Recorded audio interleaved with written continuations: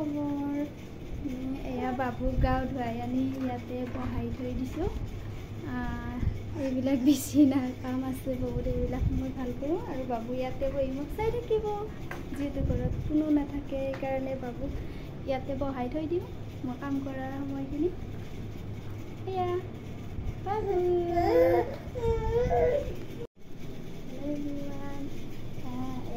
বাবুক খুৱাই থৈ দিলোঁ এতিয়া মই ভাত বনামগৈ এয়া উৎপাত হৈ আছে পাকঘৰটো ঠিকে কৰিব পৰা নাই এয়া কণী বইল হ'বৰ কাৰণে দি দিলোঁ দি এতিয়া মই শুকোৱা কাপোৰখিনি আনিবলৈ যাম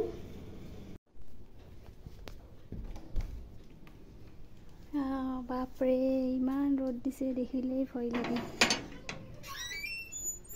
এয়া মই শুকোৱা কাপোৰখিনি আনিবলৈ যাম ইয়াক ছাগলীৰ কাৰণে কিবা খাবলৈ দিছিলোঁ কিন্তু বেলেগৰ ছাগলী খাই থৈ গ'ল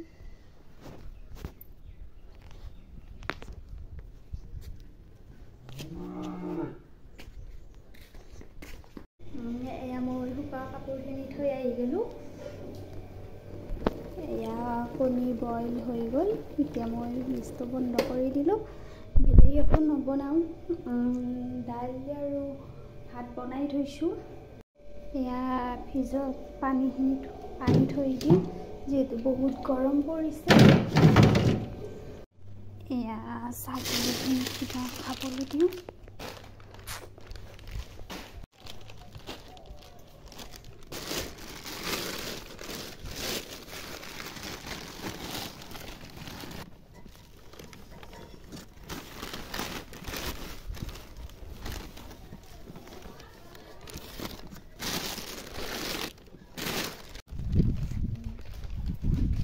যিহেতু ঘৰত কোনো নাথাকে বাবু টোপনি গ'লে মোৰ গোটেইবিলাক কাম মজাহত কৰিবলগীয়া হয়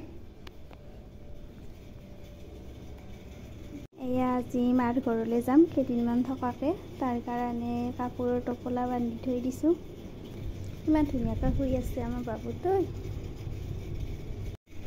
আমি এতিয়া আমাৰ মাৰ ঘৰত যাবৰ কাৰণে ৰেডি